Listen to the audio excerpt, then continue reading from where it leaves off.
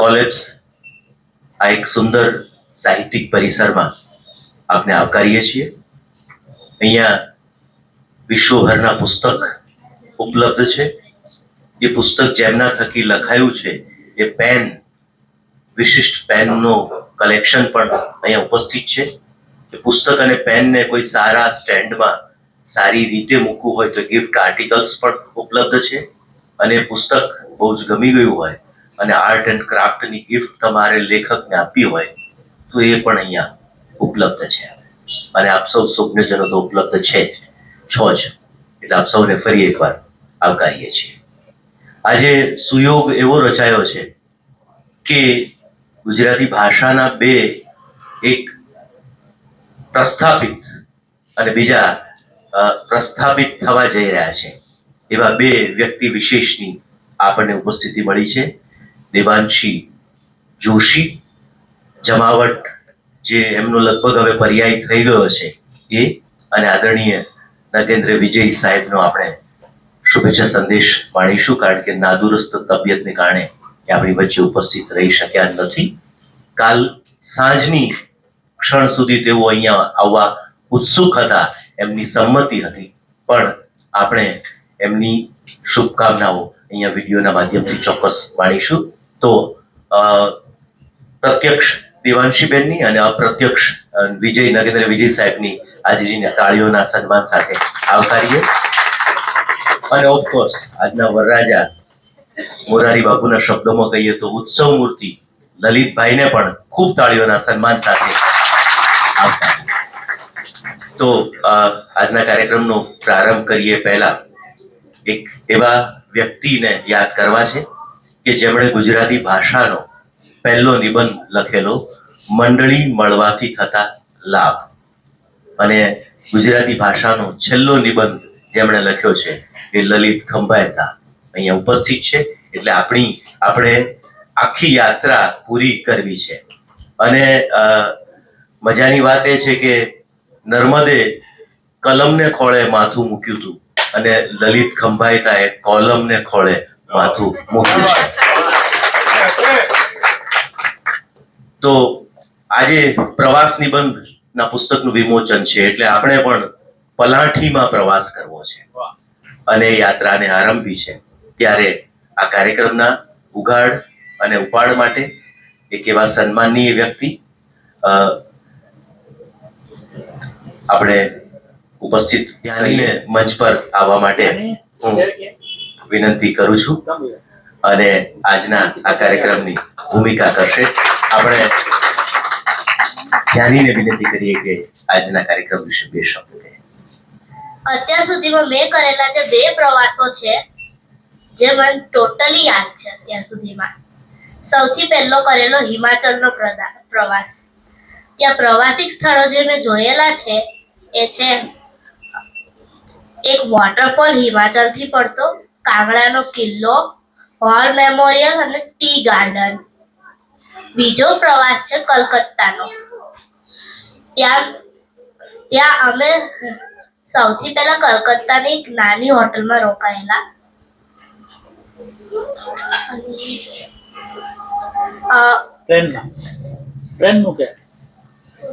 ટ્રેનમાં તને મજા આવતી હોય કે? ત્યાં અમે ગયેલા છે પ્લેનમાંથી. હિમાચલ અમે ગયા હતા ટ્રેનમાં. ટ્રેનમાં તો રમવાની બહુ જ મજા આવે. એટલે કોઈ કેટલો પણ ટાઈમ હોય હું તો રનમાં જ રાખું છું ટ્રેનમાં. ઉપર ચડી જવાનું, નીચે ઉતરવાનું, એમ જ કે વાંદરાજીની જેમ રમવા જ રાખવાનું.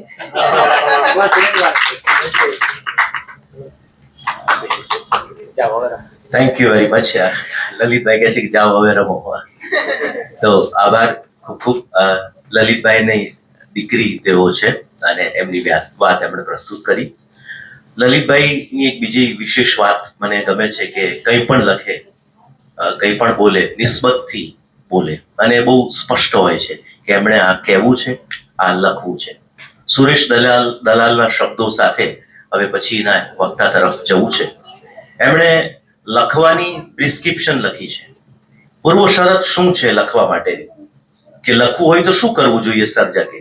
તમને તારાઓની બારાખડી આવડે છે તો લખો. તમને ફૂલોની પાંખડીમાં પ્રવેશતા આવડે છે તો લખો. તમને ક્ષણની આંખડીમાં કશુંક વાવતા આવડે છે તો લખો. તમને આંખમાં આવેલા વાદળને નહીં વરસાવતા આવડે છે તો લખો. તમને ભીડની વચ્ચે એકલા રહેતા આવડે છે તો લખો. અને છેલ્લે કે છે તમને કશું આવડતું નથી, તમને કશું આવડતું નથી એ અવસ્થા પર ઊભા રહેતા આવડે છે તો લખો. રાજેન્દ્ર શુક્લએ કહ્યું છે કે તમને એમ લાગે કે આવું શબ્દ નહીં લખું તો હું ગુજરી જઈશ, મરી જઈશ, અને તો પછી લખવા માટે તમે કલમને હાથમાં લો. બાકી તો લખવા ખાતર લખવું છે, એ રીતે પણ જીવવું છે, એ બધું ચાલતું હોય છે. પણ હવે ફરી એકવાર એવા જ એક બીજા વક્તાને આપણી સમક્ષ પ્રસ્તુત કરું છું. મંચ પર ઉપસ્થિત થાય. શબ્દને વિનંતી કે આજની શુભકામના પાઠવે. એવું છે એવું છે નજીક રાખો. નમસ્કાર, હું શબ્દ ગોસ્વામી છું. લલિત અંકલનો બુક લોન્ચિંગ માટે કોંગ્રેચ્યુલેશન્સ.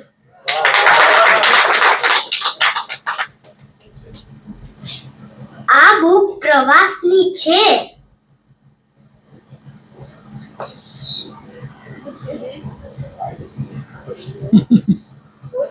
માર્ક મને પ્રવાસ કરતા વાંચવા કરતા ફરવામાં વધુ રસ છે. લલિત અંકલ ક્યાંય જાય તો એ મને સાથે લઈ જાય.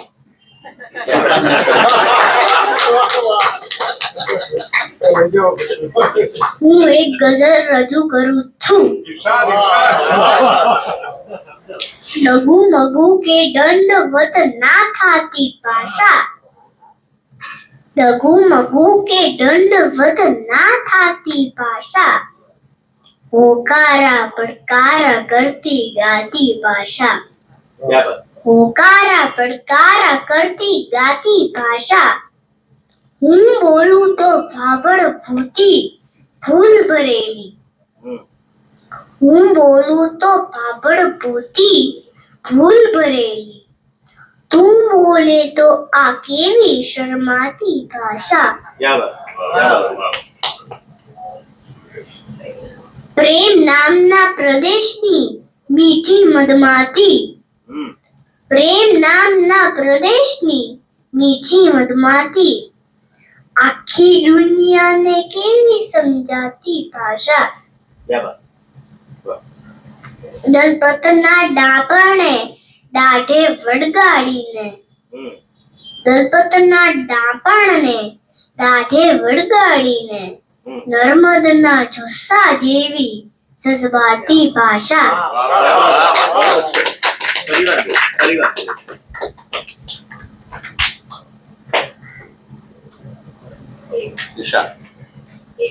એક એક અક્ષરમાં આવે મહેક મજાની. એક એક અક્ષરમાં આવે મહેક મજાની. ચોક્કસ એ તો હોવાની ગુજરાતી ભાષા. હું એક કવિતા રજૂ કરું છું. સ્વાગત. એક ઘા ને કટકા છે 3. એક જ ઘા ને કટકા છે 3. સમજણ માટે ગુજરાતી ભણ. Thank you very much. તો આજે ઉપક્રમ આવો છે કે બધા આવા વિશિષ્ટ વક્તાઓને અમે તમારી સમક્ષ પ્રસ્તુત કરવા છે. પણ એનીવે ફરી એકવાર આપણે આ રખડે જે રાજા પર આવીએ. અને આ પુસ્તક લલિતભાઈના અગાઉ નિબંધ સંગ્રહો પ્રગટ થઈ ચૂક્યા છે. પણ આ પુસ્તક એ રીતે જુદું છે કે વિશ્વ સાહિત્ય એમને માત્ર લખવું એ વાત પસંદ છે એવું નથી, પોતે અઠંગ પ્રવાસી પણ છે. એટલે વિશ્વના અનેક દેશો તેઓ ફર્યા છે, પ્રાંતો ફર્યા છે અને અભિવ્યક્ત અહીંયા કરવામાં આવ્યું છે. પત્રકાર તરીકે એમણે કેટલીક એમની સ્ટોરીઝ બધી વિશિષ્ટ પ્રગટ થઈ ચૂકી છે અને એમની પાસે ફરવાનો અનુભવ છે એટલો જ લખવાનો અને મોટા મીડિયા હાઉસીસ સાથેનો પણ અનુભવ છે.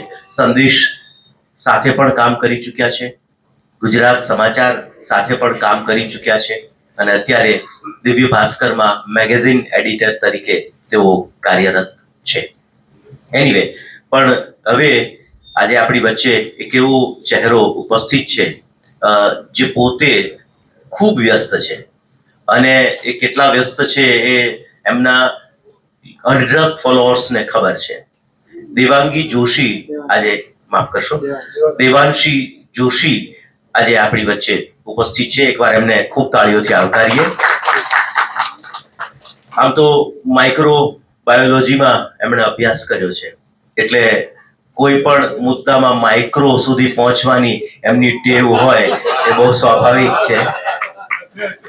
મેં અગાઉ કહ્યું એમ એક સાહસ, પોતાના પર વિશ્વાસ કે પોતે પોતાની એક યુટ્યુબ ચેનલ શરૂ કરે અને એવું નહોતું કે નાના મોટી મીડિયાઓ સાથે જોડાયેલા હતા, બહુ મોટા દિગ્ગજ મીડિયાઓ સાથે તેઓ જોડાયેલા હતા અને એવું પણ નહોતું, સેલેરી પણ ખૂબ સારી હશે જ, પણ તે છતાં પણ એ પેલી સેફ સાઈડની ડાળને તોડીને પોતાની એક કેડી કંડારીને લગભગ આજે વિશ્વના તમામ ચાહકો, ભાવકો સાંપ્રત સમસ્યા સાથે જે જોડાયા છે એ માટે દેવાંગીબેનનું નામ એમના માટે અજાણ્યું ન હોય અને બેબાક બિંદાસ બોલવાની એમની અદા પર અઢળક એપ્રિસિએશન્સ એમને મળ્યા છે. આપણા માટે આનંદની વાત છે કે આજે આ અવાજ, આ સ્વર આપણને પ્રાપ્ત થયો છે. ખૂબ તાળીઓના સન્માન સાથે એમને મંચ પર હું સાદર નિમંત્રિત કરું છું.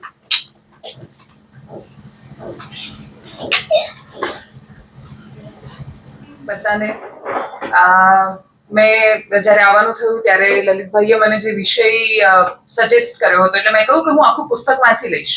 તો એમણે કહ્યું કે પુસ્તક વિશે વાત કરતાની સાથે સાથે તમે એ વાત કરજો કે જ્યારે તમે પ્રવાસોમાં ગયા ત્યારે શું મળ્યું અને પત્રકાર માટે શું કામ બહાર જવું, પ્રવાસ કરવો એ એકદમ અનિવાર્ય ભાગ હોવો જોઈએ. એટલે હું એક કિસ્સાથી શરૂઆત કરીશ કે અમે લોકો ગુજરાત ટુરિઝમની સાથે અલગ અલગ ગુજરાતના જિલ્લાના વિડીયો શૂટ કરી રહ્યા હતા. તો દરેક વખતે તમે 4-5 વિડીયોઝ કરો પછી બહુ મોનોટોની આવી જાય કે તમે દરરોજ એક જ પેલો ઉગતો સૂર્ય જોઈ રહ્યા છો, તમે એ જ આથમતો સૂર્ય કેપ્ચર કરો છો, ડ્રોન શોટ લો ત્યારે ધરતી એટલી જ સરસ લાગે છે અને છતાંય તમારે દરેક વખતે અલગ અલગ એના વિશે લખાણ લખવાનું છે. તો છતાં પણ દરેક વખતે કશુંક નવું એટલે મળ્યું કેમ કે ત્યાંના માણસોની સાથે પ્રકૃતિ સંકળાય અને પછી આપણા સાહિત્યમાં એટલું બધું લખાયું છે. તો વર્ષો પહેલા મકરંદ દવેની કવિતા અમારે ભણવામાં આવતી હતી કે નોટ ને સિક્કા નાખ નદીમાં ધૂળીએ મારક ચાલ. કે પછી ઉમાશંકર જોશીને બહુ જ વર્ષો પહેલા, લગભગ હું 5મા ધોરણમાં હોઈશ અને મેં વક્તૃત્વ સ્પર્ધામાં ભાગ લીધો ત્યારે પ્રવાસ વિશે બોલવાનું હતું કે તમારો કરેલો પ્રવાસ. અને એની શરૂઆત મેં ઉમાશંકર જોશીની એ પંક્તિથી કરી હતી કે ભૂમિયા વિના મારે ભંભાતા ડુંગરા ને જંગલની કુંજ કુંજ જોવી હતી, જોવી તી કેડીઓને જોવી તી કંદરા, રોતા ઝરણાની આંખ લોહી હતી. તો આ બધું જ જ્યારે હું શૂટ કરી રહી હોઉં ત્યારે ડાયરી એટલા માટે જોડે રાખતી કે હું ખરેખર કોઈ તળાવના કિનારે બેસી હોઉં ને પછી ત્યાં હંસોની જોડ જોઉં એટલે મને યાદ આવે કે સુના સરવરિયાની સોનેરી પાળે હંસોની હાર મારે ગણવી હતી. તો લખાણમાં તમારા અથવા તમને એક્ઝેક્ટ એ સમયે બધું એટલે યાદ આવે કેમ કે દ્રશ્યોને તમે જુઓ છો. છોટાઉદેપુરનો વિડીયો અમે જ્યારે શૂટ કરી રહ્યા હતા ત્યારે અમને એક ખેડૂત દંપતી મળ્યું અને એ ખેડૂત દંપતી, એની ખુશી અને એ લોકોને મળેલો નૈસર્ગિક આનંદ અને એમની કોઈ જ ન થતી ફરિયાદો. કહેવા જઈએ તો એમની પાસે ઘણું બધું હતું કે જેના વિશે એ લોકો ફરિયાદ કરી શકે, પણ જ્યારે મેં એમને પૂછ્યું તો એમણે કહ્યું કે બસ અમે 1 થી 2 સિઝન અમારી પાસે જેટલું પાવી જેતપુરના ડેમમાં, સુખી ડેમમાં પાણી હોય એટલું મેળવીએ છીએ અને અમે ખૂબ સુખી છીએ. તો મેં કહ્યું તમારી પાસે કેટલા પૈસા બચેલા છે? તો એમણે કહ્યું પૈસાની તો શું જરૂર, થોડું દરરોજ અમારે કંઈક આવી જાય એટલું ચાલે છોકરાઓને. એ લોકોની પાસે સેવિંગ્સ નામે કશું જ નથી, એ લોકોનું શેર માર્કેટમાં કોઈ ડિમેટ એકાઉન્ટ નથી, એ લોકોએ ક્યાંય એફડી નથી કરેલી, અને એ ના પોતાના બાળકોમાં પણ ઇવન ઇન્વેસ્ટ કરે છે. ઘણીવાર આપણે શું થાય કે મા બાપ બાળકોમાં જબરદસ્ત ઇન્વેસ્ટમેન્ટ કરે ને 21 વર્ષે રિટર્નની અપેક્ષા રાખે, તો એમની પાસે તો એ પણ નહોતું, અને છતાં એ લોકોએ કહ્યું કે અમે આ સુખી ડેમ અને અમે પણ સુખી. એના પરથી પછી મને સમજાયું કે એટલા માટે કદાચ મકરંદ દવેએ લખ્યું હશે કે નોટ ને સિક્કા નાખ નદીમાં, ધૂળીએ મારક ચાલ. તો એ જ્યાં સુધી તમે પ્રવાસ નથી કરતા ત્યાં સુધી તમે સમજી નથી શકતા કે આપણે એ માણસોને નથી ઓળખી શકતા. ઘણીવાર પત્રકારત્વમાં સ્પષ્ટતા બહુ જરૂરી છે. તમને એ ખબર હોવી જોઈએ કે તમે કોના માટે કામ કરી રહ્યા છો. તમે બોલો છો પણ શું કામ બોલો છો? શબ્દ તો બહુ કિંમતી છે, અને એમને આપણે તો વેડફવા તો ન જ જોઈએ. તો એ સ્પષ્ટતા પણ તમને પ્રવાસ આપે છે. તમે એ લોકોની વચ્ચે જ્યારે જાઓ છો ત્યારે ધીરે ધીરે તમને સમજાય છે એ લોકોના સુખ દુઃખ, અપેક્ષાઓ, એ લોકોનું જીવન, એ લોકોની જીવન પદ્ધતિ, અને જ્યાં સુધી આપણે જીવનને નથી સમજતા તો પછી આપણે કઈ સમસ્યા ઉપર વાત કરીશું. એટલે દરેક પત્રકાર જો જતો નથી ગ્રાઉન્ડ પર એ વ્યક્તિ, તો પછી તમે એ માણસોને સમજી જ નથી શકતા. એ લોકોને તમે જાણશો નહીં તો એ લોકો વિશે વાત કેવી રીતે કરશો? માણસની સંવેદના પણ તો જ જળવાયેલી રહે. પત્રકારત્વમાં સૌથી મોટો પ્રશ્ન શું થાય છે કે દરરોજ એટલી બધી ન્યૂઝ આપણી આજુબાજુ આવતી હોય કે એક સમયે માણસ જડ થઈ જાય.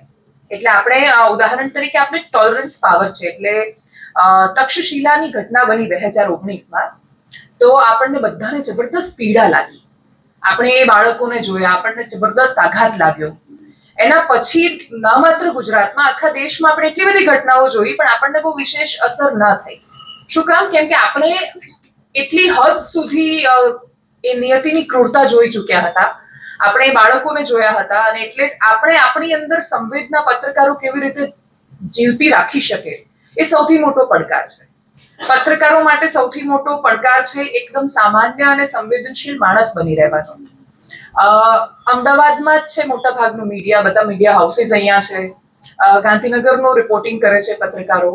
પણ આપણે ઘણીવાર શું થાય છે કે પત્રકારો બધા જ એની અંદર, હું પણ આવી ગઈ, આપણે લોકો એટલા આકાશમાં જતા રહીએ છીએ કે ભૂલી જઈએ છીએ કે જમીન ક્યાં છે. આપણે ઘણીવાર એ નથી સમજી શકતા કે જમીનના મુદ્દા, સામાન્ય માણસની બહુ સામાન્ય વાતો એ નિરાળી છે. અમે લોકો એક શૂટ માટે ગિરનારમાં ગયા અને એક ભાઈ મળ્યા. એમણે એટલી સરસ વાતો કરી ત્યાં ગિરનારમાં રહીને. એમણે જીવનનો એક્ઝેક્ટ મર્મ શું એ મારા 15-20 મિનિટના વિડીયોમાં એવું સમજાવ્યું જે કદાચ તમે ઇવન અર્થશાસ્ત્રની ફિલોસોફી હોય કે તત્વજ્ઞાનનો વાત, તમે ગમે તેટલા પુસ્તક વાંચી લેશો પણ ગિરનાર શું છે અને જીવન શું છે એ પેલા ગિરનારમાં છેક ઉપર રહેતા કાકા સમજાવે છે, એનાથી વધારે કોઈ નહીં સમજાવી શકે. અને મારો એવો અનુભવ કે છે કે દર્શકો એવું રો કોન્ટેન્ટ વધારે પસંદ કરે છે. એટલે ઘણીવાર એટલા માટે મીડિયા હાઉસીસ નથી બતાવતા કેમ કે લોકો માને છે કે એનો દર્શક કોણ, એને જોશે કોણ? એના વિશે વાત કરીએ તો શું કોઈ જોશે? હું આ પુસ્તક જ્યારે વાંચી રહી હતી તો જાપાનની ટ્રેનના અકસ્માતો વિશે એમણે લખેલું છે કે 50 વર્ષ ઉપરથી ચાલતી એ ટ્રેન, પણ એમાં અકસ્માતોની સંખ્યા કેટલી? એટલે મેં આવો પ્રશ્ન ક્વિઝની જેમ બધાને પૂછ્યો કે તમે ગેસ કરો તો કે કેટલા એક્સિડન્ટ થયા હોઈ શકે છે ત્યાં. તો કોઈએ કહ્યું કે 15-20 થયા હશે, બહુ જ ઓછા 15-20 થયા હશે. તો કોઈએ કહ્યું કે વર્ષમાં એકાદ એવો ઇન્સિડન્ટ થઈ જતો હશે, બાકી નહીં થતો હોય. એ વાંચ્યા પછી ખબર પડી કે એક પણ અકસ્માત નથી થયા. તો આ જે બધું છે આપણને કેવી રીતે ખબર પડે કે દુનિયા વિશે આપણે જેટલું વધારે જાણવાની કોશિશ કરીએ, આપણને બહાર જઈએ ત્યારે જ સમજાતું હોય છે કે આપણે કુવાના દેડકા છીએ. આપણે દુનિયાને એટલી જ જાણીએ છીએ અને જોઈએ છીએ જેટલી આપણી આજુબાજુ છે. એના પરથી આપણે આપણા મંતવ્યોને આખી દુનિયાના મંતવ્યો તરીકે મૂકી દઈએ છીએ. સૌથી મોટો પ્રશ્ન એ થાય કે મારી આજુબાજુ મેં જોયું, બસ એ જ ફૂલ એન્ડ ફાઇનલ, પછી વાત પૂરી થઈ ગઈ. એના સિવાયનું જોવાનો સ્કોપ નથી રહેતો. એ સ્કોપ તો જ જળવાયેલો રહે જો આપણે બહાર જઈને અલગ અલગ ક્ષેત્રના માણસોને મળતા થઈએ. પોલિટિક્સ કવર કરતા લોકો ખાલી પોલિટિશિયન્સને મળે, કાં તો કાર્યકર્તાને મળે. કોર્પોરેશન કવર કરે છે, કોર્પોરેશનની દુનિયામાં રહે. જિલ્લો કવર કરે છે, એમાં જ રહે. એમાંથી બહાર નીકળીને લોકલ અને છતાંય ગ્લોબલ એ બંને પર્સપેક્ટિવને એકબીજા સાથે સાધીને ખાલી સમસ્યા નહીં, vote food B the solution, આપણે એનું નિરાકરણ કેવી રીતે લાવી શકીએ? પ્રશ્ન છે તો એક્ઝેક્ટલી ક્યાં પ્રશ્ન છે એ બધું જ તમે ઇન ડેપ્થ તો જ સમજી શકો છો જો તમે માણસોને સમજો છો. આપણી નિસ્બત એકબીજાની સાથે કેળવાય છે. અને નિસ્બત બહુ મહત્વનો શબ્દ છે. એક જ વસ્તુ ખૂટી રહી છે એ મને લાગે છે કે સૌથી વધારે આજના સમયમાં જો કોઈને ફરિયાદ હોય તો એ પત્રકારોથી છે. અમે 2022ની ચૂંટણીમાં મેં નહીં, ગુજરાતના દરેક ટીવી ડિજિટલ મીડિયાએ અનુભવ કર્યો કે અમે જ્યારે ગ્રાઉન્ડ ઝીરો પર જઈને જો કોઈને પૂછીએ તો એ પહેલા અમને પૂછે કે તમે કઈ પાર્ટીના છો. એટલે આ બધાને પૂછાયું હશે લગભગ. એના વિડીયોઝ પણ બહુ વાયરલ થયા. અને ખાલી એવું નહીં, ગામડાના દાદી પણ પૂછે, બોન તમે ચી પાર્ટીના? એટલે તો મતલબ એમને પણ એવું લાગે છે. તો એની અંદર બીજું કોઈ કેટલું જવાબદાર મને નથી ખબર, પણ એટલી ખબર છે કે અમે જાતે સૌથી મોટા જવાબદાર, સૌથી પહેલા જવાબદાર. અને એ તો જ તમે એ નિષ્પક્ષતા અને એનાથી પણ વિશેષ એ લોકોની સાથેના સંબંધો જાળવી શકો છો જો તમે નિસ્બત રાખી શકો છો. નિસ્બત જ આપણને બધાને એકબીજાની સાથે જોડે છે, કેળવે છે. અને એના માટે સૌથી મહત્વનું અંગ એટલે ખાલી ઇલેક્શન વખતે જે પેલા નેતાઓ પહોંચી જાય એવી રીતે ઇલેક્શન વખતે મીડિયા પહોંચે એ રીતે નહીં. બીજો સૌથી મોટો, મેં ટીવીમાં સૌથી વધારે કામ કર્યું, ડિજિટલમાં છેલ્લા 1.5 વર્ષથી કરી રહી છું. ટીવીમાં શું થાય છે એની મર્યાદા એ છે કે અમે લોકો બહુ જ મોટા પેલા શો કરીએ, એટલે સ્ટેજ હોય, મહાસંગ્રામ 2024 એવું મોટું નામ આપ્યું હોય, પછી એક ભાજપના નેતા આવે, એક કોંગ્રેસના આવે, સામે એમના કાર્યકર્તાઓ આવે, અમે એક શો કરીએ અને પછી આવીને કહીએ કે આ બેઠક પર તો આનું જબરદસ્ત જોર છે. તો તમે સમજો કે હું મળી જ કાર્યકર્તાઓને છું. જે નેતા પાવરફુલ, એના વધારે કાર્યકર્તાઓ આવે અને એના પરથી મેં નક્કી કરી દીધું ને મેં નક્કી કરી દીધું, મેસેજ મેં પાછું પહોંચાડી દીધો. ગ્રાઉન્ડ ઝીરો પર જઈને કોને મળીએ છીએ, કોની સાથે વાત કરીએ છીએ, એ પણ બહુ મહત્વનું છે. તો પ્રવાસ બધા દ્રષ્ટિકોણથી બહુ જ મહત્વનો છે. હું છેલ્લે 2 દિવસ પહેલા પ્રવાસમાંથી પાછી આવી છું. એ દ્વારિકા, શિવરાજપુર, માધવપુર આ બધા આપણા દરિયા કિનારે જઈને આવી છું. અને ત્યાં તમે સાંજે સરસ સમુદ્રની રેતી હોય, આમ થપાટો આવતી હોય ને ખુલ્લા પગે ચાલતા હોવ, ત્યારે તમને જે વિચારો આવે દુનિયાના સર્વશ્રેષ્ઠ વિચારો હોય છે. પછી અમદાવાદ આવીને એનું એક્ઝિક્યુશન કેવી રીતે કરવું એ એક પ્રશ્ન હોય છે. ત્યાં આવ્યા પછી તો ખરેખર ત્યાં ચાલતા ચાલતા તો મને એવું લાગતું હતું કે બસ આજે જ ક્રાંતિ થઈ જવાની છે. પછી અમદાવાદ આવ્યા પછી સમજાય કે ઘણું બધું એને પ્રોપર પ્લાનિંગ સાથે ઢાળવું થોડું અઘરું છે, પણ છતાંય બહાર જવું જોઈએ. અને એટલા માટે જવું જોઈએ કેમ કે આપણને દરેક પ્રવાસમાં એટલું સમજાય છે કે આપણે કશું જ નથી જાણતા. આપણને દરેક પ્રવાસ અને દરેક મળતો માણસ એવું શીખવાડે છે કે દુનિયા ખરેખર ખૂબ સુંદર છે. અને પત્રકારો તો એટલે જવું જોઈએ કેમ કે દુનિયાની ચારેય બાજુથી નકારાત્મકતાનો પ્રહાર અમારા પર થતો હોય છે. અમને ચારેય બાજુ સમસ્યાઓ જ દેખાતી હોય છે કેમ કે અમારી પાસે માણસો પણ એવા આવતા હોય છે. પણ એ બધામાં અમે જ્યારે ગ્રાઉન્ડ પર જઈએ છીએ ત્યારે બહુ સરસ રીતે સમજાય છે કે દુનિયા ખૂબ સુંદર છે, ગુજરાત પણ ખૂબ સુંદર છે અને એ સુંદર આ રાજ્યના માણસો થકી છે. આ રાજ્ય આપણું અતિશય, આપણે એના માટે આપણે શરૂઆતમાં જે ઉમાશંકર જોશીને બધા લોકો જે બહુ જ લખ્યું છે આપણા રાજ્ય વિશે, અને દર માતૃભાષા દિવસ કે પછી 1 મે આપણે જે કવિતાઓ ઠપકારી દઈએ છીએ ટ્વિટર પર, એ આ રાજ્યના ગામડાઓમાં છે. એવું નથી કે શહેરોમાં નથી, કોઈ એવો મારો પક્ષપાત નથી, પણ શહેરોમાં આવતા મોટા ભાગના માણસોની પાસે ગુમાવવા માટે ઘણું બધું છે. અને ગુમાવવા માટે જ્યારે તમારી પાસે બહુ જ બધું હોય ત્યારે તમે કશું બોલી નથી શકતા. ગામડાના લોકોના મોઢા પર તાળા નથી. એ લોકો બોલે છે, ખુલીને બોલે છે, પોતાની વાત મૂકે છે અને બની શકે એટલા પ્રામાણિક રહેવાની કોશિશ કરે છે. એ લોકો આ દેશને કોઈ જ પૂર્વ શરતો વગર પ્રેમ કરે છે. એ લોકો કોઈને પણ જ્યારે પ્રશ્ન કરે છે ત્યારે એવું નથી વિચારતા કે આમને આ પૂછીશ તો શું થશે. પરિણામની કલ્પના કર્યા વગર જો તમે પ્રશ્ન કરી શકો છો તો જ તમે પત્રકાર છો. જો તમને બોલતા પહેલા કે પૂછતા પહેલા એવો ડર લાગે કે હું આ પૂછીશ તો આવું થશે ને પછી આમાંથી તો મારે આ એડ લેવાની છે તો મેળ નહીં પડે, તો નીકળશે જ નહીં શબ્દો. એટલે ફિલ્ટર થઈને આવવું જોઈએ મગજમાં, એ હું માનું છું. પણ એ અવાજ તો તમારા અંતરનો હોવો જોઈએ અને એ અવાજ તો જ નીકળી શકશે અને એ અવાજ બુલંદ રીતે તો એના પડઘા સંભળાશે આપણને જો એ આપણે લોકોને નિસ્બત સાથે મળીને સમજ્યા હોઈશું. કોઈ ઉપર છેલ્લી વાતો નહીં. કોઈ કહી રહ્યું છે કે કચ્છમાં બહુ સરસ થયું. અમે કચ્છમાં એક માલધારીના ઘરે ગયા, સફેદ રણ જવાનો ધોરડો જતા આગળ એક નેસ જેવું હતું, ત્યાં અમે ગયા. વેકરિયા રણ એનું નામ છે, યસ. તો ત્યાં એક છોકરીને મળ્યા, એક દાદીને મળ્યા અને એમના નળમાંથી નર્મદાનું પાણી આવે અને આંખોમાં એ જળ આવે તો એ કેટલી સરસ એ દ્રશ્ય છે.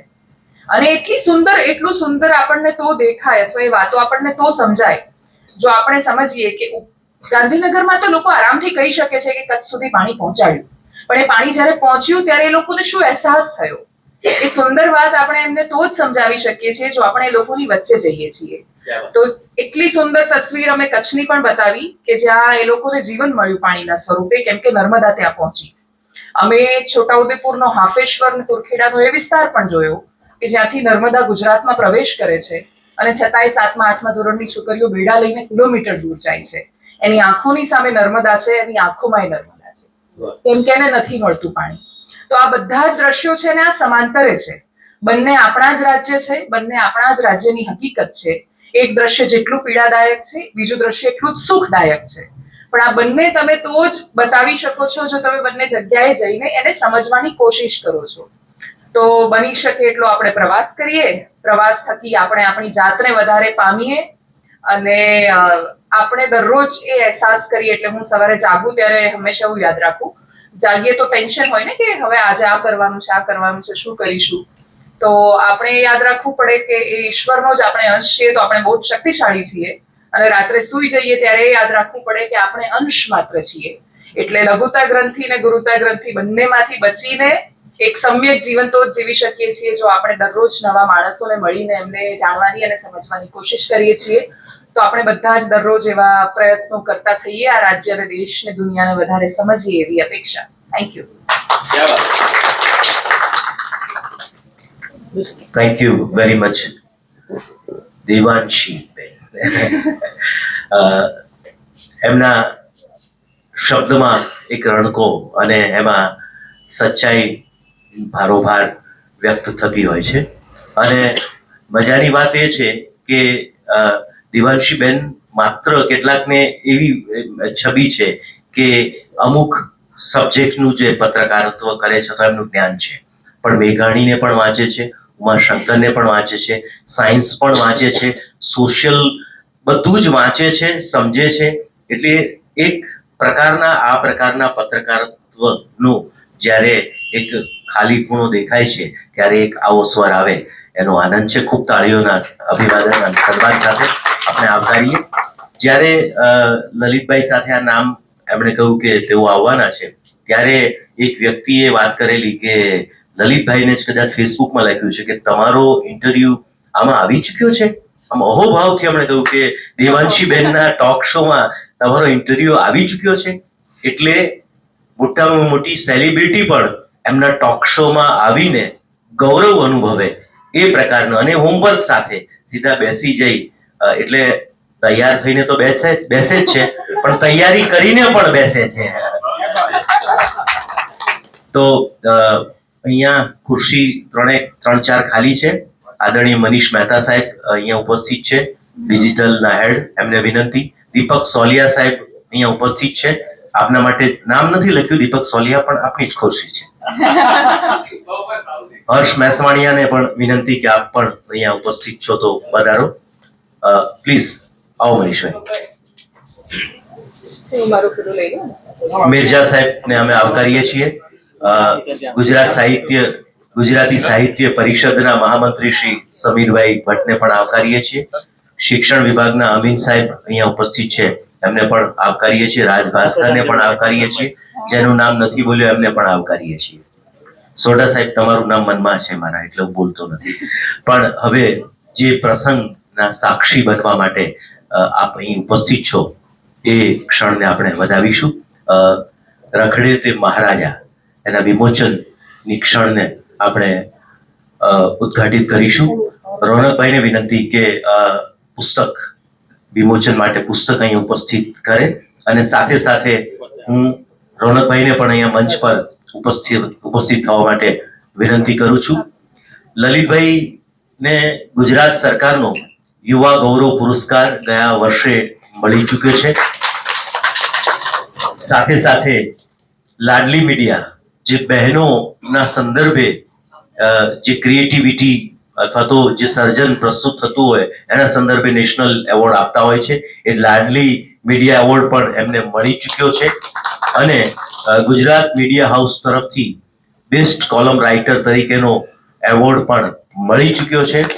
સમયાંતર નામની એમની બહુ જ જાણીતી કોલમ અગાઉ બીજા અખબારોમાં પણ હતી, ગુજરાત સમાચારમાં પણ એ હતી અને અત્યારે દિવ્ય ભાસ્કરમાં પણ રવિવારે એ પ્રસ્તુત થાય છે.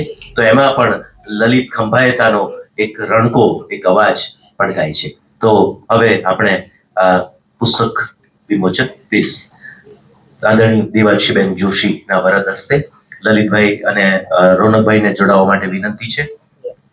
ધ્યાનીબેન આજના વક્તા, એમને પણ મંચ પર પધારવા માટે વિનંતી છે. ક્યાંક રમતા હોય તો એમને અહીંયા મોકલો. કઈ વાંધો નહીં, અનુકૂળતા એમને એમની રમત પૂરી થવી જોઈએ, અગત્યનું છે. આવી ગયા. આવી જા, ચાલો વાંચી છે ચોપડી. હાલે રવિ મહારાજ આવી જા. સીટ પર સાહેબ.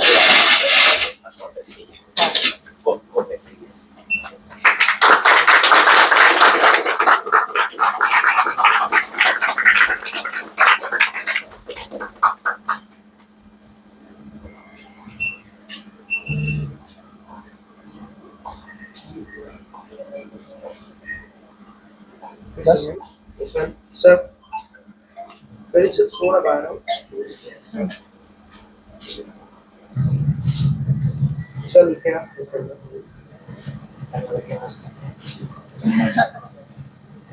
થેન્ક યુ રમો. Thank you very much. આપ સૌનો ખૂબ આભાર. થેન્ક યુ વેરી મચ વંશીબેન જોશી, લલિતભાઈ. આપણે નગેન્દ્ર વિજય સાહેબનો વિડીયો હવે આપણે માણીશું. એમનો શુભકામના સંદેશ આપણને મળ્યો છે. પણ આનંદની વાત છે કે 3 પેઢીથી જે સાહિત્ય, ખાસ કરીને વિજ્ઞાનને, સમાજને પ્રસ્તુત કરતા રહ્યા છે, એ બહુ જ મોટી વાત છે. અને એમાં નગેન્દ્ર બીજી પેઢીમાં નગેન્દ્રભાઈ એમના આ પેશન કહી શકાય, એક પેશન કોને હોઈ શકે એનું ઉત્તમ ઉદાહરણ. એમની પાસે સૌથી અગત્યની વાત એમની લેખીની તો આજે પણ એ 60 થી 80 પેજ જે સફારીના જાતે લખે છે અને એની લેખનીમાં એની જે પ્રમાણભૂતતામાં કોઈ પડકારી શકે નહીં. આજે તો ગૂગલ દાદા છે, પણ એક સમયે ગૂગલ નહોતું ત્યારે પણ એવી વાતો એ પ્રસ્તુત કરતા હતા કે જે એને કોઈ ચેલેન્જ ન આપી શકે. એમની લાઇબ્રેરી સાહેબ જુઓ તમે તો અદ્ભુત, એટલા બધા પુસ્તકો, રેફરન્સીસ બધા હોય. અને એક પુસ્તક તો લલિતભાઈએ મને કહ્યું છે, એક પુસ્તકની કિંમત તો 70,000 રૂપિયા છે. તો આ લાઇબ્રેરી જેમની પાસે હોય અને એ જ્ઞાન તો છે જ છે. તો એમના શુભકામના સંદેશથી આપણી આજની વાતને આગળ ધપાવીશું. નમસ્કાર, હું નગેન્દ્ર વિજય આજે આપનો થોડોક સમય જોડવા માટે હાજર થયો છું. સાધારણ રીતે હું આવા કાર્યક્રમોમાં હાજરી નથી આપતો કેમ કે મારાથી પેરાલિસિસની અસરને લીધે મારાથી જાજુ બેસાતું નથી. 10 મિનિટ માંડ બેસી શકું ને પછી ઊભા થવું પડે. ઓફિસમાં ચાલુ, વળી પાછો બેસવું, વળી પાછું કંઈક લખવું, વળી પાછો ઊભો થવું. આ રીતે નવેમ્બર 2007થી મારી સ્થિતિ રહી છે. આજે હું ખાસ હાજર થયો છું, ભલે અપ્રત્યક્ષ રીતે હાજર થયો છું, પણ હાજર થયો છું એનું 2 કારણો છે. એક તો લલિતભાઈ મારા પરમ હિતેચ્છુ છે, પણ બીજું મોટું કારણ એ કે એમણે મારા મનગમતા વિષય પર પુસ્તક લખ્યું છે, પ્રવાસ, જેને હું સફર કહું છું. લલિતભાઈનું રખડે તે મહારાજા પુસ્તક મેં ઉપર છેલ્લું જોયું ત્યારે મને એક ફિલ્મ યાદ આવી જે 1969માં બની હતી. નામ હતું if it is Tuesday this must be Belgium. આમાં કથા એવી છે કે 18 જણા અમેરિકનો યુરોપની ટૂરમાં નીકળે છે. 9 દેશોનો પ્રવાસ કરવાનો છે. દરેકનો એજન્ડા જુદો છે. કોઈને જિજ્ઞાસા નથી જાણવાની, કોઈને કુતૂહલ નથી યુરોપમાં શું શું જોવા દેખાશે. બધા જણાનો પોતપોતાનો એજન્ડા છે. દાખલા તરીકે એક મહિલા પોતાની ટીન એજ દીકરીને એક નકામા બોયફ્રેન્ડની સોબતમાંથી છોડવા માટે ટૂર પર લાવી છે. બીજો એક એવો છે કે જેને ખાવા પીવા સિવાય કે શહેરમાં રસ નથી. ત્રીજો એક એવો છે જેણે બહુ મોટી બેગ લીધી છે પણ ખાલી છે, કારણ કે એનો એજન્ડા જે તે હોટલમાંથી મળે તે વસ્તુ ચોરવાનો છે. ટૂંકમાં આ બસ ક્યાંથી પસાર થાય છે એ કોઈને ખબર નથી. યાત્રામાં એક વખત એક જણ પૂછે છે કે આ ક્યાં છીએ, આપણે ક્યાં પહોંચ્યા છીએ? તો કે કયો દેશ છે આ? તો કે આજે કયો વાર છે? કે મંગળવાર. તો ઉભા રહો. એટલે સમયપત્રક કાઢે છે અને જુએ છે તો ટાઈમ ટેબલ પ્રમાણે કે મંગળવાર છે, તો if it is Tuesday then this must be Belgium. આ રમૂજી ફિલ્મમાં જે ચોર છે કે જેને બધું તફડાવાનો શોખ છે, એ તો છેલ્લે ફિલ્મના અંતેથી એન્ડનું પાટિયું આવે છે ને એ આવીને ચોરી જાય છે. આને પ્રવાસ ન કહેવાય, આને ઘોઘા યાત્રા કહેવાય. ઘોઘે જઈ આવ્યા હોય એ જાતની આ યાત્રા હતી, પણ રમૂજી હતી, જોવા જેવી ફિલ્મ છે. સમય મળે તો જોજો. આપણે ત્યાં પ્રવાસ વિશે બહુ લખાયું નથી. એક જમાનામાં કાકા કાલેલકરે ઘણું લખ્યું. મૂળશંકર ભટ્ટે તો મહાન મુસાફરો નામનું પુસ્તક પ્રગટ કરેલું, જે પ્રવીણ પ્રકાશને, રાજકોટના પ્રવીણ પ્રકાશને પ્રગટ કર્યું. એ પછી ખાસ કંઈ પ્રવાસના પુસ્તકો લખાયા હોય એવું મારા ધ્યાનમાં નથી. લલિતભાઈનું એક પુસ્તકની એક ખાસિયત છે કે એમને જાણવું છે, જોવું છે, કંઈક નવું શીખવું છે, નવી જાણકારી મેળવી છે, એનાથી પ્રેરાઈને એમને પ્રવાસો કર્યા છે. આ એક બહુ મોટી વાત છે. હું એક વાત કહેવા માગું છું કે મારે અને લલિતભાઈ વચ્ચે બીજું ગમે તે સામે ભલે ન હોય, અમારી લખવાની સ્ટાઇલ ભલે જુદી હોય, અથવા તો અમારી ઉંમર ભલે જુદી હોય, અથવા તો અમારું વાંચન ભલે જુદા વિષયોનું હોય, પણ એક સામ્ય એ છે કે એ જેટલું ભટક્યા છે, એ જેટલું રખડ્યા છે, એ મહારાજા થયા છે, હું નહીં થયો હું કદાચ, પણ એ જેટલું ફર્યા છે એટલું હું ફર્યો છું. શિવાલિકના પહાડોમાં સૌથી વધારે યાત્રાઓ મેં ખેડી છે. હું છેક ધનુષકોડી સુધી ગયો છું અને ત્યાં મારી ટ્રેન દરિયામાં જ દોડતી ચાલતી હતી ધીમે ધીમે, અને આગળ એક ટ્રોલી હતી, એ સિગ્નલ આપતી હતી કે સલામત છે જવાનું. એટલા માટે એક નવો અનુભવ હતો મારા માટે કે હું દરિયામાંથી ટ્રેનમાં બેઠો છું ને પસાર થઈ રહ્યો છું. આ એક નવી વાત છે. વર્ષો પછી મેં જ્યારે કોંકણ રેલવેમાં યાત્રા કરી ત્યારે મેં જોયું કે આ ટ્રેન એવી છે કે જે બોગદામાં પ્રવેશે છે અને પછી બોગદાની સામે જે માર્ગ ખુલે છે ત્યાં પાછી ખીણ છે. આ જાતની ટ્રેન બની નથી કોઈ દિવસ.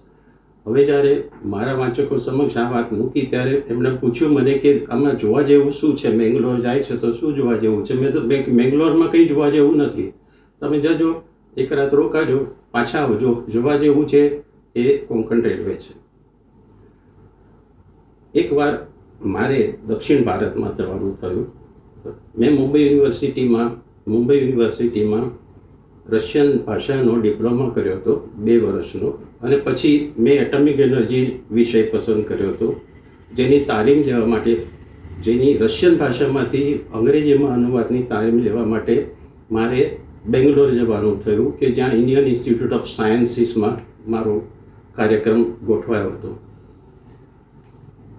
જિંદગીમાં પહેલી વખત હું એવી ઠેકાણેથી પસાર થયો કે જ્યાં આજથી 6.5 કરોડ વર્ષ પહેલાં લાવાના ફુવારા નીકળ્યા હતા અને 3 કિલોમીટર જાડી અગ્નિકૃત ખડકોનો પોપડો બની ગયો હતો, અને એ પોપડા પર મારી ટ્રેન જતી હતી.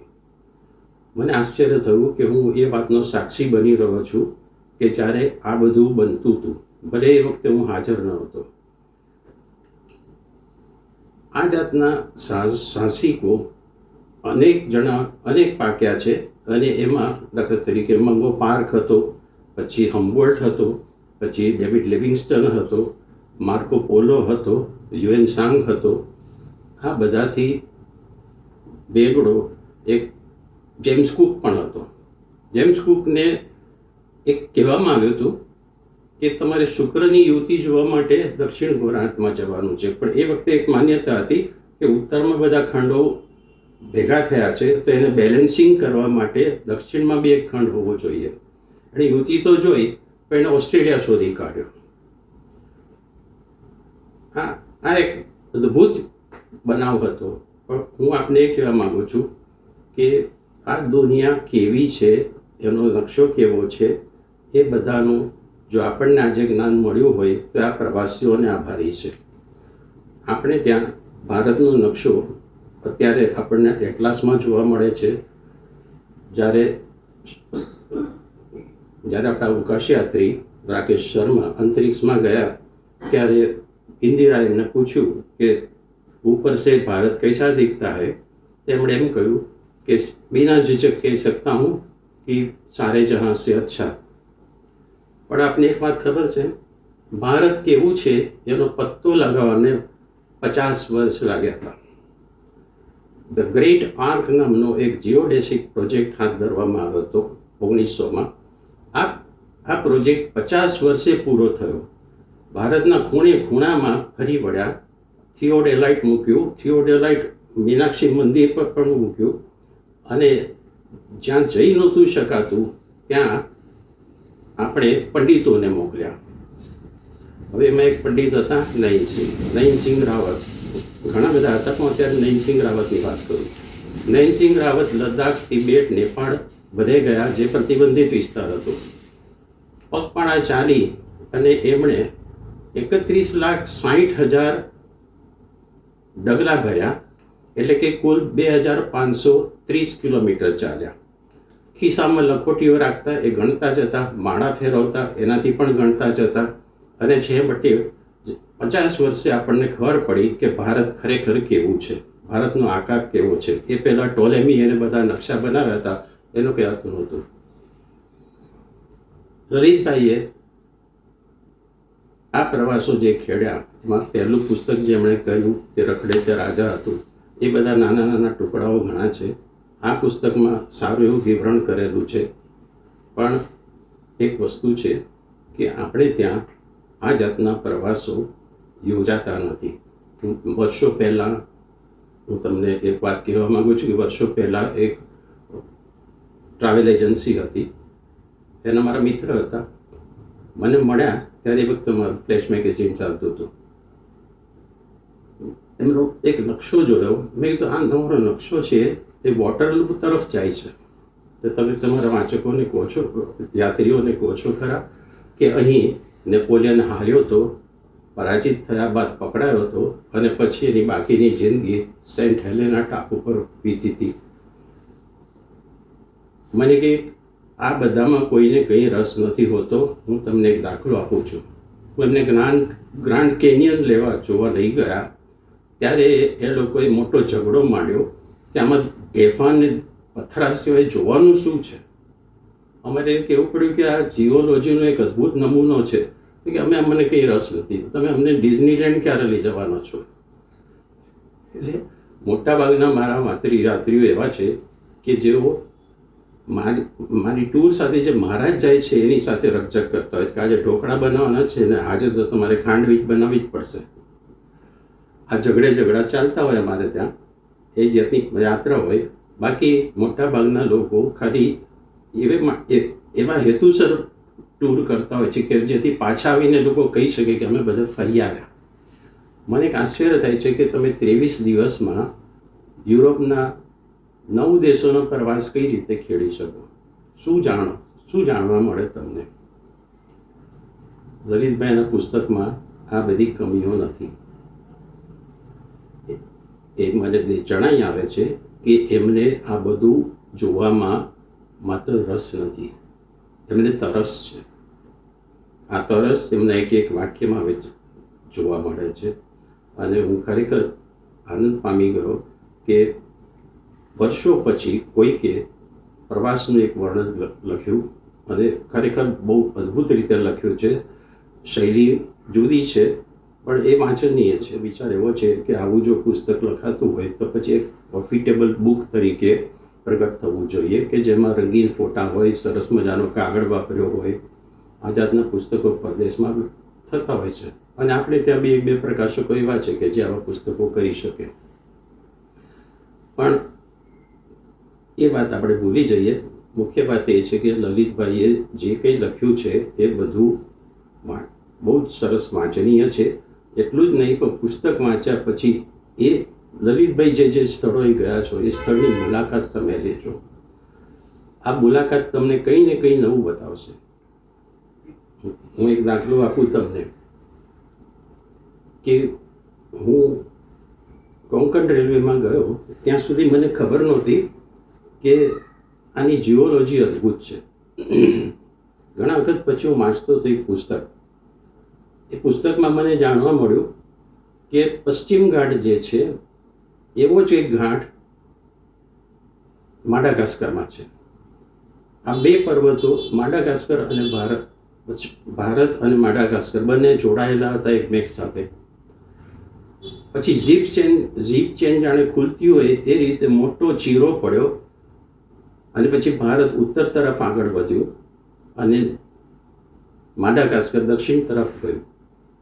આ બંને વચ્ચે અત્યારે કોઈ સામ્ય નથી, પણ એક સામ્ય એ છે કે જેવું જે પ્રકારનો પશ્ચિમ ઘાટ આપણે ત્યાં છે એવો જ એક પૂર્વ ઘાટ માડાગાસ્કરમાં છે.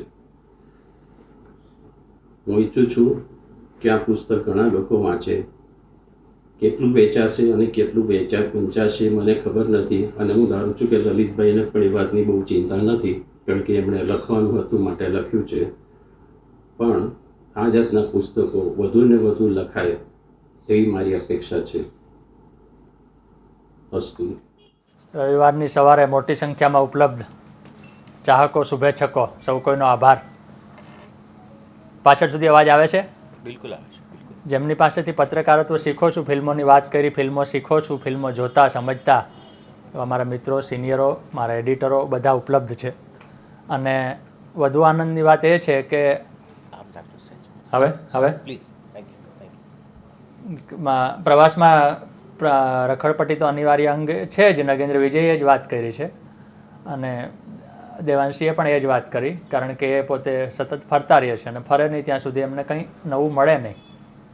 હું રૂટીન રિપોર્ટિંગ, જે દૈનિક રિપોર્ટિંગ હોય એ નથી કરતો, એટલે મારે રોજ કોર્પોરેશન જવાનું કે રોજ ગાંધીનગર જવાનું કે રોજ કમિશનર કચેરીએ જવાનું નથી થતું. પણ એવી જગ્યાએ જવાનું થાય જ્યાં સામાન્ય રીતે પત્રકારોને એમાં રસ ન પડે, અથવા તો એમાં એવું કંઈ ન દેખાય, તો એમાં રસ ઉત્પન્ન કેમ કરવો એ એક પડકાર હોય છે. જે અમને પત્રકારત્વની શરૂઆત કરી ત્યારે એમ કે વિષય કેમ શોધવો, મનીષ મહેતાએ શીખવાડ્યું કે તમારે સમાચાર આખા વાંચવાના અને સમાચારની છેલ્લી લીટીમાં તમારો વિષય હશે. તો ઘણીવાર સમાચારની છેલ્લી લીટીમાં મળે, આજે મળે છે. 2008માં શીખવાડ્યું હતું ને 2024માં મળે છે. એટલે એવા તો ઘણા બધા મિત્રો અને શુભેચ્છકો છે કે જેમની પાસે હું કંઈક શીખો છું અને શીખતો રહું છું, કારણ કે હું પત્રકારત્વનો વિદ્યાર્થી છું ને આજે વિદ્યાર્થી છું. આનંદની વાત એ છે કે મારા બધા સિનિયરો આવ્યા છે અને જીએસટીવીમાં હું જાઉં તો મારી ગાડી પાર્કિંગ કરવામાં જે સિક્યુરિટી ગાર્ડ મદદ કરતા હતા એ પણ આવ્યા છે, કારણ કે એ પણ મને વાત એટલે મેં તો જીએસટીવી મૂકી દીધું, એણે બહુ સમયથી મૂકી દીધું, પણ મારા સ્ટેટસમાં એણે ફોટો અગાઉ રખડે રાજાનો જોયો ત્યારે એણે કીધું કે તમારી ચોપડી છે. મેં કીધું હા, એણે મારે વાંચવી છે, તો મેં એમને આપી. એમણે વાંચી આખી પૂરી કરી. એટલે મને એમ થયું કે મારે બધાને બોલાવો તો એ નહીં બોલાવવો જોઈએ, અને આવ્યા પણ ખરા. એટલે લોકોને વાંચવામાં રસ છે એ મજાની વાત છે. પુસ્તકમાં શું છે એનો હું અનુક્રમ વાંચી જાઉં એટલે તમને આઈડિયા આવે. જાપાન, જેનું હેડિંગ છે પીઝાના ભાવમાં વિઝા, કારણ કે જાપાનના વિઝાની કિંમત 450 છે, અમેરિકાના વિઝાની કિંમત 11,000 10,000 છે. છારી ઢંઢ કચ્છમાં આવેલું નાનકડું જળાશય છે. ભરત અને સીતાવન ગિરનારમાં આવેલી એવી બે જગ્યા છે જ્યાં બહુ ઓછા પ્રવાસીઓ જાય છે, કારણ કે મોટાભાગના લોકોને એવું લાગે છે કે ગિરનાર એટલે અંબાજી, અત્યારે જેનો વિવાદ હાલે છે, દત્તના પગલા કે દત્તાત્રેય, વસ્તુપાલ, તેજપાલના દેરા, પણ એ ગિરનારનો આગલો ભાગ છે. પાછલો ભાગ એનાથી સુંદર છે અને એકદમ શાંત છે. ત્યાં તમને કોઈ પ્રવાસી ન મળે, પાણી પીવાનું ન મળે, પણ એવી જગ્યા જવા જેવી છે. પછી ગોવા છે કે ભાઈ ગોવાના આપણે બધું સારું સારું સાંભળીએ, પણ ગોવામાં કેટલા પ્રકારની ગડબડો છે એ પણ છે, સારી વસ્તુ પણ છે. કાન્હા નેશનલ પાર્કની સફર લગ્ન પછી અમે તરત ગયા હતા, ત્યારે એવી અક્કલ નહોતી કે ટિકિટ બુક કરાવીને જવાય, એટલે હું ને મારી વાઈફ મીના બંને ઇન્દોરથી લોકલ ટ્રેન જે મળી એમાં બેઠા, આખી રાત બેઠા પર, અને અમે હનીમૂનમાં ગયા હતા તો પણ વળતી આવતી. એટલે ત્યારે એટલી સમજણ નહોતી, અને આજે છે એવો કોઈ દાવો નથી, કારણ કે પ્રવાસ છે એ શીખવાડે તમને. જુનાગઢમાં આવેલી ખાપરા કોડિયાની ગુફા, બૌદ્ધ ગુફાઓ છે જેને હવે સરકારે થોડીક સુધારી છે, એટલે પ્રવાસીઓ ત્યાં, પણ એક સમયે એ ગુફાઓ દટાયેલી હતી. 1860-65માં અંગ્રેજોએ આર્કિયોલોજી અને બધા ખાખા ખોળા શરૂ કર્યા એટલે એને આમ મળી આવી બધી ઘણી બધી ગુફાઓ મળી. પછી કોળાઈ કેનાલ દક્ષિણ ભારતમાં આવેલું, પણ ભારતના મોટા ભાગના હિલ સ્ટેશનો છે અંગ્રેજોએ વિકસાવ્યા, કારણ કે એમને ભારતની ગરમી માફક નહોતી આવતી. કોળાઈ કેનાલ એકમાત્ર એવું હિલ સ્ટેશન છે જે અમેરિકનોએ વિકસાવ્યું છે. પછી અંગ્રેજોએ એનું ડેવલપમેન્ટ કર્યું, પણ સૌથી પહેલાં અંગ્રેજોના અમેરિકનોના ધ્યાનમાં આવ્યું. પછી છે રામનાથ, જુનાગઢની બાજુમાં નાનકડી જગ્યા છે, નદી છે, આમ જંગલમાં છે, એટલે ત્યાં આસપાસના રહેતા લોકો માટે અડધો દિવસ કે એક દિવસની પિકનિકનું સ્થળ છે. મગરનો ત્યાં વસ્તી છે. પછી પ્રવાસ છે, એક્સપ્લોરેશન પણ છે, એટલે હું મારી સ્ટોરી કરવા જાઉં તો હારવાર પ્રવાસ તો કરતો જ હોઉં ને. તો હું એસટી બસમાં પણ જાઉં, છકડો રિક્ષામાં પણ જવું પડે. પરદેશ જાય તો બોઈંગમાં બેસીએ, પણ બોઈંગમાં જ બેસીએ એવું નથી, છકડો રિક્ષામાં જવું પડે. આજે હું ગીરમાં જાઉં તો ઘણીવાર ન મળે વાહનો. તો એ બધી વાત છે ગુજરાતના પહેલા અને છેલ્લા બારવટિયા. એટલે બારવટિયાનું જન્મસ્થળ અને એનું મૃત્યુ સ્થળ બે જગ્યાએ મેં જોઈ છે અને એના વિશે લખ્યું પછી મેં ડિટેલમાં, કારણ કે મને બહુ મજા આવી. પછી ધર્મશાળા અને મેકલોડગંજ, અમારા એક પ્રવાસી મિત્ર હતા, હું જતા પહેલાં પૂછતો હતો કે ભાઈ ધર્મશાળા અને મેકલોડગંજ, એટલે એણે બહુ સરસ ઓળખ આપી કે ધર્મશાળા એટલે આબુ રોડ અને મેકલોડગંજ એટલે આબુ, એટલે જરા ઊંચું છે. તમને ત્યાં વધારે ભીડ જોવા મળશે નાની જગ્યામાં, જેની ધ્યાનની એ વાત કરી. સુંદરવન, આપણે અહીંયા અમદાવાદમાં સુંદરવન છે, પણ પશ્ચિમ બંગાળમાં જે સુંદરવન આવે છે, જેને આવેલું છે, જેને આપણે મિની એમેઝોન કહી શકીએ, કારણ કે જંગલમાં પાણી હોય, આપણને ખબર છે પાણીમાં જંગલ છે, એટલે દિવસમાં 2 વાર ભરતી ઓટ આવે. ત્યાંના વાઘ છે એ ખારા પાણીના વાઘ છે, જે આખી દુનિયામાં બીજે ક્યાંય નથી, એટલે જન્મજાત એની કિડનીઓ ખરાબ થઈ ગઈ છે, કારણ કે એ વર્ષોથી ખારું પાણી જ પીવે છે. પછી અયોધ્યા, અત્યારે અયોધ્યા ચર્ચામાં છે, પણ હું ને હર્ષ મેસવાણિયા ક્યાંક બેઠો છે અથવા ઊભો હશે, અમે 2018 જાન્યુઆરીમાં ગયા હતા, કારણ કે ત્યારે સુપ્રીમનો ચુકાદો આવવાનો હતો અયોધ્યા વિશે, ફાઇનલ ચુકાદો ઓલમોસ્ટ. હવે કોર્ટનો ચુકાદો તો ફાઇનલ કદાચ કોઈ કારણોસર પાછોય ઠેલાય, પણ ત્યારે એમ હતું કે આ ચુકાદો ફાઇનલ હોવો જોઈએ. એટલે એની પહેલાં અમે ગુજરાત સમાચારમાંથી નક્કી કર્યું કે આપણે અહીંયા બેઠા બેઠા અયોધ્યાની વાતો કરીએ છીએ, પણ અયોધ્યા કેવું છે એ તો કોઈને ખબર નથી મોટા ભાગના લોકોને, તો આપણે અયોધ્યા જઈએ. તો ત્યારે અયોધ્યામાં એરપોર્ટ નહોતું, રેલવે સ્ટેશન નાનકડું છે. અમે રેલવે સ્ટેશને ઉતર્યા, સામે ગુજરાતી સમાજ લખેલું હતું, ત્યાં રહ્યા, બહુ સસ્તામાં રૂમ, અને આખા અયોધ્યામાં એકદમ સસ્તું ખાવા પીવાનું નાસ્તો મળતો હતો, દર ત્રીજી દુકાન મીઠાઈની, અને આખું અયોધ્યા ચાલીને ફરી શકાય એવડું ત્યારે હતું. હવે કેવડું થશે આપણે જાણતા નથી, કારણ કે હવે આખા અયોધ્યામાં જે સૌથી વધુ ગમ્યું એ કે ત્યાંના દરેક માણસને વિશ્વાસ હતો કે જે દિવસ રામ મંદિર બનશે તે દિવસે જ અમારો વિકાસ થશે. બાકી અયોધ્યાથી વિક્રમ રિક્ષામાં બેસીને, વિક્રમ રિક્ષાનું બ્રાન્ડ છે, ઉત્તર ભારતમાં બહુ ચાલે, તારું નામ નથી, ડોન્ટ વરી. વિક્રમ રિક્ષામાં બેસી અને અયોધ્યાથી મોટા ભાગના યુવાનો 5 રૂપિયામાં ફૈઝાબાદ જાય, જિલ્લો ફૈઝાબાદ છે, ફૈઝાબાદ જાય, ત્યાં જે મળે નોકરી કરે, કારણ કે અયોધ્યામાં કંઈક અમે ગયા ત્યારે એક જ હોટલ હતી, જેમાં નિશ્ચય રેસ્ટોરન્ટ, ઉપર 10-15 રૂમ. એ અયોધ્યા ત્યારનું કેવું હતું, હવે પાછા જશું ત્યારે ખબર પડશે. પાટણની રાણકી વાવને હેરિટેજ સ્ટેટસ મળવાનું હતું, તો અમે રાણકી વાવ જોવા ગયા કે ચાલો આના વિશે લખીએ થોડું. તો ત્યાં અમને સ્થાનિક માણસો મળ્યા, પછી એણે એમ કીધું કે પેલી બાજુ બૈરામ ખાંનો મકબરો છે. અમે કામ ચમકા કે બૈરામ ખાં તો મારી યાર ઈશાન ભાવસાર હતો. મારા ઘણા બધા મિત્રો એવા છે કે જે મારી યાર પ્રવાસમાં હોય, એકવાર આવે એટલે પછી એમ કે હવે બીજી વાર એમને લઈ જજો. તો એ કે એટલે બૈરામ ખાનનું તો તરત એને યાદ આવ્યું કે આ તો અકબરના ગુરુ હતા, એમ અકબરને ઘણી બધી વસ્તુ એને શીખવાડી. કે બૈરામ ખાનનો મકબરો દિલ્હી કે આગ્રાને બદલે અહીંયા શું કરે છે, બહુ જાણકારી નહોતી. એમ કીધું કે ત્યાં જવાય કે નહીં, તો કે ના ના ત્યાં ન જવાય, જ્યાં ભમરા છે. ભમરા હોય તો એમાં શું થયું, તો કે ન જ જવાય, ભમરા છે. એટલે અમારી યાર જે દાદા હતા મુકુંદભાઈ કરીને સ્થાનિક, એમણે કીધું કે ત્યાં ન જવાય કારણ કે ત્યાં ભમરા છે, આમ તેમ. પછી એમને એમ થયું કે હવે બૈરામ ખાનનો મકબરો છે ને અહીંયા સુધી આવ્યા છે, તો જોયા વગર જાય તો મજા નહીં આવે.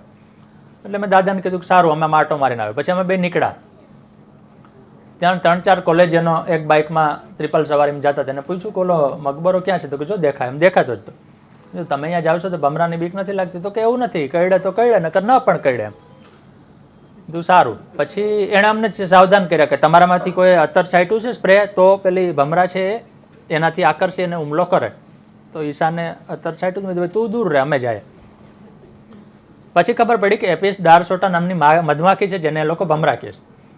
ગુજરાતમાં તમે ઘણા રસ્તા ઉપર, ઝાડવા ઉપર મોટા મધપુડા જોયા હશે, મોટા બિલ્ડિંગોમાં હોય, જેની મધમાખી ખાસી મોટી હોય, 2 ઇંચની. એનું વૈજ્ઞાનિક નામ એપિસ ડારાસોટા છે. અને ગુજરાતમાં છેલ્લા 2 દાયકામાં એની વસ્તી અને આતંક બે વધ્યો છે, એટલે મધમાખીને માર્યા કોઈ માણસો મરી જાય એવા કિસ્સાઓ વધવા માંડ્યા છે. એ મધમાખી ત્યાં હતી એટલે પેલા ભાઈ એને ભમરા કહીને ના પાડતા હતા. પણ અમે બૈરામખાનો મકબરો જોયો, પાછળ સુકાયેલી સરસ્વતી જોઈ. કેરળ પ્રવાસીઓમાં બહુ પ્રિય છે સ્થળ, ત્યાં જળ અને જળ ત્યાં સ્થળ એની વાતો છે. એટલે આવા 14 પ્રકરણ લીધા છે નાના મોટા. અને જાપાનની વિઝા પહેલું પ્રકરણ જ જાપાનનું છે લગભગ, જે 51 પાનામાં છે, અને બાકી અમુક પ્રકરણ 2 પાનાના 3 પાનાના એવા બધા છે. કે જાપાનની વિઝાનો સૌથી મોટો ફાયદો એ છે કે 2 કે 3 કાગળની જરૂર પડે. અમેરિકાનું વિઝા ફોર્મ જેમને ભર્યું હશે, તમારી પાસે તો કાયમી વિઝા છે એટલે હવે કદાચ નહીં આવે, પણ 11 પાના ભરવા પડે અને 40 પાનાની તો ગાઈડ છે એની ગાઈડલાઈન અને બધી ભાષામાં આપે. પણ અમેરિકાની વિઝા જેટલી અઘરી છે અમેરિકાના વિઝા મેળવવા, એટલો જ સહેલો જાપાનના વિઝા છે કે તમને ઘણીવાર રૂબરૂ ન બોલાવે, દસ્તાવેજ જોવે છે. જાપાનનો સૌથી મોટો ફાયદો એ છે, જે આપણે ત્યાં એરપોર્ટમાં આપણને બહુ સરખામણી થાય અથવા તો એવું લાગે કે એકવાર તમે જાપાનમાં પ્રવેશો એટલે પછી કયું તમને એમ ન પૂછે કે તમે પરદેશી છો, લાવો તમારો પાસપોર્ટ. એને પોતાની દેશની એન્ટ્રી સિસ્ટમ ઉપર વિશ્વાસ છે કે સિક્યુરિટી એ ચેક કરીને મોકલો તો એ સારો માણસ જ હશે, જો ખરાબ હોય તો એને સરહદે જ રોકી. આપણે તો શું થાય કે પરદેશી જોયા તો કે લાવો પાસપોર્ટ, કે જાપાન જોડે તો આપણને ઓળખી જાય ને કે ભાઈ આ તો આપણા દેશના નથી. પણ કોઈ જગ્યાએ એક એરપોર્ટમાં તમને કોઈ મૂકવા આવે તો અંદર સુધી આવવાની છૂટ, ગેટ સુધી, બરાબર છે. કોઈ એટલે એ દેશને પોતાની સિસ્ટમ, જેમને પોતાની સિસ્ટમ ઉપર વિશ્વાસ હોય અથવા તો વિશ્વાસ પડવાનું શરૂ કરી શકે, ત્યારે દેશ વિશ્વની બીજા, ત્રીજા, ચોથા નંબરની મહાસત્તા બની શકે છે. જાપાન બન્યું. જાપાન 1964માં પહેલા વિશ્વયુદ્ધમાં, બીજા વિશ્વયુદ્ધમાં જાપાન ભંગાઈ ગયું એકદમ, આખો દેશ ખંડેર બની ગયો. પછી ત્યાંના જાપાનની પ્રજા મૂળભૂત અત્યંત લડાકુ, પણ પછી લડાકુ પ્રજાને કોઈ સમજાવ્યું કે આ લડાઈ બધી બંધ કરો અને વિકાસ ઉપર ધ્યાન આપો, કારણ કે તમારે લડવાનું હતું, તમે લડી લીધું, 2 અણુબોમ્બ તમારા ઉપર ફેંકાઈ ગયા, તો હવે બીજો રસ્તો અપનાવો. એટલે એ લોકોએ વિકાસ શરૂ કર્યો અને પછી એમ કે શું બનાવી શકાય, કારણ કે જાપાન ટાપુ દેશ છે, એની જરૂરિયાતની 36 પ્રકારની વસ્તુ એવી છે કે જે આયાત ઉપર નિર્ભર છે. એટલે આયાત બંધ થઈ જાય જાપાનને બહુ તકલીફ થઈ પડે. એમ કીધું કે પહેલાં તો આપણે એવું બનાવો કે જેની દુનિયાને જરૂર પડે એની સામે આપણે મગાવી શકીએ કે ભાઈ અમે તમને આપીએ, તમે અમને ઘઉં આપો. પછી એમ કે રેલવે લાઇન, કારણ કે જાપાન વિમાન ફ્રેન્ડલી દેશ નથી, ત્યાંની પ્રજાને વિમાનમાં ઉડવું બહુ ગમતું નથી, એટલે આખા દેશને બુલેટથી જોડી દીધો. જેનું આપણે બુલેટ કહીએ જેનું નામ જાપાનમાં તો શિંકાનસેન છે. એટલે શિંકાનસેન એટલે જાપાની ભાષામાં નવી લાઈન, એમ કે 1950 પછી જેણે નવું શરૂ કર્યું, તો 1964 થી રહ્યું છે ને, અમે એના વિશે આખું પાનું કર્યું ત્યાં સુધી 2014-15માં મેં અને હર્ષે મળીને. તો 10 અબજ મુસાફરોએ મુસાફરી કરી હતી, પણ એક પણનું મૃત્યુ અકસ્માતમાં નથી થયું. રેલવે અકસ્માત જરૂર થયા છે 1-2, અને બીજું કે જાપાનમાં વારંવાર ભૂકંપ આવે, આપણે જાણીએ છીએ. તો ભૂકંપ આવે, અમે ગયા ત્યારે જ આવ્યો તો બુલેટ આપોઆપ અટકી જાય, એવી એનું મિકેનિઝમ છે, જે આપણે ત્યાં પણ કરે છે આ લોકો. પણ કઈ રીતે કોઈ દેશ છે એ પોતાની ટેકનોલોજીનો ઉપયોગ પોતાના વિકાસ માટે કરી શકે, એ જાપાનની વાત છે. અગાઉ કહ્યું એમ અયોધ્યા છે, કલકત્તા છે, મને બહુ ગમતું શહેર, સુંદરવન, જ્યાં હું 3 વાર જઈ આવ્યો છું. વળી તક મળશે તો પાછું જઈશ. મારી હારે જેટલા કેટલાક મિત્રો હતા સુંદરવનમાં, એના મોઢા એટલે મલકે છે. કારણ કે સામાન્ય રીતે તમે પ્રવાસે જાઓ તો શું કરો કે ભાઈ આપણે પ્રવાસે જવું છે તો ચાલો અહીંથી ઇનોવા કરીએ, કે સભ્ય સંખ્યા મુજબ બસ કરીએ, કે ગાડી કરીએ, કે બુલેટ ઉપર જઈએ. સુંદરવન જાઓ એટલે તમારે પ્રવાસના બધા મોડ વાપરવા પડે. પહેલાં તમે અહીંથી કલકત્તા ટ્રેન અથવા વિમાનમાં જાઓ, કલકત્તાથી સુંદરવનના દ્વાર સુધી તમારે બસમાં જવું પડે. દ્વારથી સુંદરવનમાં જ્યાં નોંધણી થાય, સુંદરવન તો નેશનલ પાર્ક છે એટલે જંગલમાં જવા માટે રજીસ્ટ્રેશન થાય, ત્યાં સુધી તમારે હોડીમાં જવું પડે. એ હોડીમાં ગયા પછી પાછા ટાપુ ઉપર ગામ છે, કારણ કે સુંદરવન તો 104 ટાપુઓનું બનેલું છે, જેમાં 54 ટાપુ ઉપર વસ્તી છે. એમાંથી 2-4 ટાપુ ઉપર તમારે જવાનું હોય, તો એ ટાપુ ઉપર પાછી પેલી ઈ રિક્ષા ચાલે છે નાની નાની, એટલે એમાં બેસીને ફરવું પડે. એ ઉતરો તો વળી મોટી હોડી હોય, એમાં તમને લઈ જાય કે અહીંથી એમ કે 3 રૂપિયામાં અહીંથી સામે લઈ જાય, કારણ કે સામે ગામ છે, આ બાજુ ગામ છે. એ બધું પૂરું થાય તો તમે તો ફરવા ગયા હોય, એટલે પછી તમારા માટે પછી લક્ઝરિયસ કે સેમી લક્ઝરિયસ ટાઈપની હોડી પણ હોય કે જેમાં તમે આખો દિવસ ફરી શકો. આ બધું કરો ત્યારે તમે સુંદરવન જાણી શકો. એટલે સુંદરવન છે કલકત્તામાં. આપણે અત્યારે 5 સ્ટાર હોટલોની નવાઈ નથી, પણ ભારતની પહેલી 5 સ્ટાર હોટલ કલકત્તામાં બની. તો મને જ્યારે વાંચવામાં આવ્યું ત્યારે મેં લોકોને મેઇલ કર્યો કે હું જ્યારે કલકત્તા આવીશ ત્યારે તમારી મુલાકાત લેવા માગું છું, તો આપણે એવું કરી શકીએ. તો એણે કીધું કે જ્યારે આવો ત્યારે કહેજો. પછી એને તો વર્ષો નીકળી ગયા, પણ પછી પાછો મેં એને મેઇલ કર્યો કે હવે હું કલકત્તા આવું છું. તો એને લોકો પાછો જવાબ આપ્યો કે તમે આવો, કેટલા વાગે આવશો, આમ તેમ વગેરે. તો અમે બધા હોટલ જે હવે લલિત ગ્રુપ પાસે છે, પણ એનું ત્યારે નામ ગ્રેટ ઈસ્ટર્ન હતું, કારણ કે ઈસ્ટમાં એ પહેલી એવી મોટી હોટલ અંગ્રેજોએ શરૂ કરી. એટલે આવા બધા વર્ણનો છે, મોટાભાગના પાડેલા ફોટા છે, મેં પાડેલા જ છે. જેમ કે ગોવામાં ગયા તો ત્યાં એક મ્યુઝિયમ છે, જેમાં એક બહુ સરસ લખ્યું છે કે ભાઈ આફ્રિકાથી હબસીઓને અહીંયા લડવા લઈ આવત. તો એને કહેવું તો ખરા કે આપણે શેની લડાઈ માટે જઈએ છીએ? તો કે ગોવાની બાજુ, ગોવા મોટો દેશ છે, એની બાજુમાં ભારત નામનો નાનો દેશ છે, આપણે ભારત સામે લડવાનું છે. એટલે એવું મ્યુઝિયમમાં ત્યાં સ્ટીકર માર્યું છે કે કઈ રીતે એને લઈ આવ્યા હતા. અચ્છા, ગોવામાં એક નેવલ એવિએશન મ્યુઝિયમ છે. આપણે નૌકાદળને જાણીએ છીએ, પણ નૌકાદળની એવિએશન એટલે કે હવાઈ નૌકાદળની પોતાની હોય, કે જ્યાં ધારો કે AN-32 વિમાન તૂટી પડે તો એ નૌકાદળનું જ હોય મોટે ભાગે, કારણ કે નૌકાદળ વાપરે છે વર્ષોથી. તો નૌકાદળના વિમાનો, હેલિકોપ્ટરો નિવૃત્ત થયેલા તમને જંગી મોટી સાઇઝના આખા ઓરિજિનલ ત્યાં જોવા મળે. પણ બહુ ઓછા પ્રવાસીઓ ત્યાં જાય છે, કારણ કે ગોવામાં જાય મોટે ભાગે બીચ ઉપર જાય. પણ ગોવામાં આ બહુ સુંદર મ્યુઝિયમ છે. એ રીતે કેરળ ગયા તો પછી મારે વાસ્કો દ ગામાની કબર જોવી હતી કે ભાઈ વાસ્કો દ ગામા જેણે ભારતના આપણી અવદશા શરૂ કરવામાં જે નિમિત્ત બન્યો, અંગ્રેજોને લઈ આવવા માટે જેણે રસ્તો બતાવ્યો, એ વાસ્કો દ ગામાનું મૃત્યુ તો કોચીમાં થયું હતું, તો એની કબર ત્યાં છે. તો અમે એ જોવા ગયા. એટલે આવું બધું જ્યાં સામાન્ય રીતે પ્રવાસીઓને જવાનું પસંદ ન હોય એવી જગ્યાએ જવાનું છે. પ્રવાસનો અનિવાર્ય ભાગ ફૂડ છે.